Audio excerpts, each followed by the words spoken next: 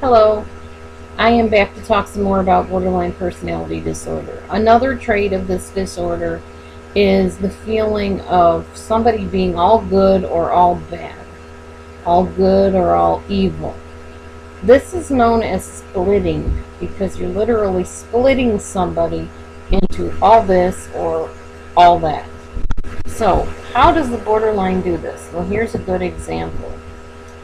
When a borderline is in a relationship, a borderline person, they may tell you, as I said earlier, oh, you're everything to me. You're the best friend I ever had. I can tell you everything. I adore you. I love you. We're going to do so much together. We're going to have such a wonderful relationship. And then in the next breath, or even a couple days later, all of a sudden start saying, I know that you're talking against me. I know that you are thinking bad things about me. I know you really don't like me.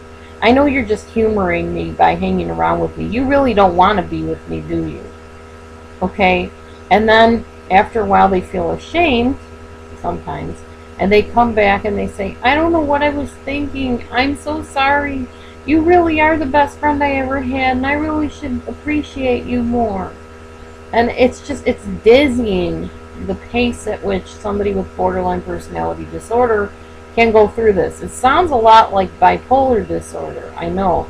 And bipolar can be what's called a comorbid diagnosis, which means somebody can be indeed both bipolar and borderline. It's not that uncommon for that to happen at all. But this black and white thinking type thing of you're all good, you're all bad, you're my friend, you're my enemy, makes somebody feel really crazy after a while, because you're kind of not knowing which end is up. You don't know whether they're going to like you or hate you from moment to moment. And it's very exasperating and exhausting.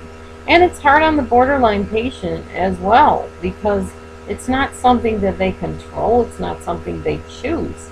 It's something their mind does, and they just simply act on it. So it's a very tricky and very dysfunctional way of living your life. And that is why we have therapies that help the borderline process things a little bit better. Okay, the next thing I wanted to talk about is the borderline feels very empty and almost like non-existent. Like they do not exist. They don't, there is no essence of who they are.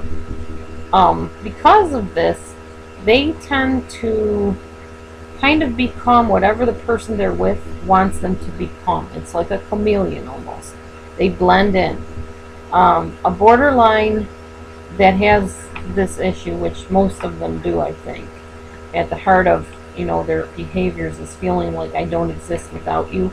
That's where you start hearing them say, oh, please send me a picture of you.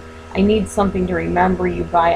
I don't want to forget this moment that we had, and I just want something to look at when I feel alone or lonely or sad.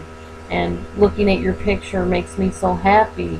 Or write me a note, or how about a lock of hair? Or can I have your handkerchief and just keep it under my pillow? A lot of people want mementos, but with a borderline, it's very extreme, and the motives is basically, if you cease to exist in front of me in the room with me, my cat just fell, sorry, but she's alright. If you cease to exist in the room with me, if you walk away, if you say goodbye, if you walk out that door, in my head, it feels like you will never come back. You have disappeared, and I will never see you again. I will never hear your voice, and it will kill me.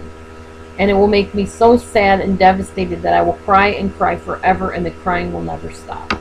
How do I know about this? Maybe you guys don't know this about me, but I am slightly borderline. Very slightly. But I do have this type of thing that I'm talking to you about in a small measure. It was a lot worse years ago, but I still once in a while will have it crop up on me. And it's very terrifying, and it's very intense, and it's very real.